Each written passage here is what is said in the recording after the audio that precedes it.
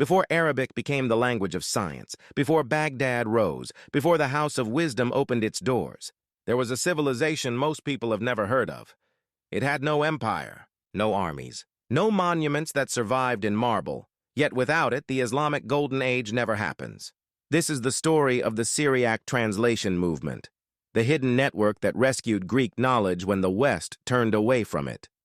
By the 4th and 5th centuries, the Roman world was closing in on itself. Philosophy was increasingly seen as dangerous. Scientific debate was suspect. Schools that once thrived under Plato's intellectual descendants were now politically vulnerable. As institutions collapsed, scholars moved east into Mesopotamia, where Greek learning found refuge among Syriac-speaking Christian communities. Syriac was not a minor language. It was the working language of science across the Near East. Cities like Edessa and Nisibis became intellectual sanctuaries. Their schools trained physicians, logicians, translators, and astronomers. Their libraries preserved texts that were disappearing elsewhere. And here's the crucial detail history often skips. Greek knowledge did not jump directly into Arabic. It passed through Syriac first. Aristotle, Galen, Hippocrates, Euclid.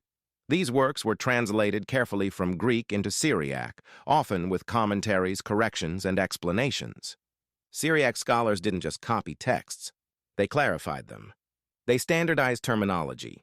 They taught them in classrooms and applied them in hospitals. This was not preservation. It was continuity. When the Byzantine authorities labeled many of these communities as heretical, the scholars didn't disappear. They migrated again, this time into Sasanian Persia, where learning was valued for its usefulness.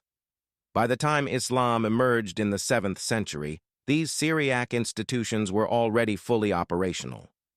Hospitals existed. Medical curricula were established. Translation methods were refined. So when Muslim rule spread across the region, something extraordinary happened. The new rulers did not dismantle these systems. They hired them. Syriac scholars became the backbone of early Islamic science. They served as physicians to caliphs, teachers to Muslim students, and translators in what would later become the House of Wisdom. Greek to Syriac, Syriac to Arabic. This is why early Arabic scientific texts often mirror Syriac structure rather than Greek grammar.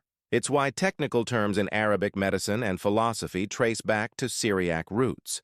Without Syriac, Arabic science has no foundation. Without Arabic science, Europe has no Renaissance. When Latin scholars later encountered Aristotle and Galen, they encountered them through Arabic texts that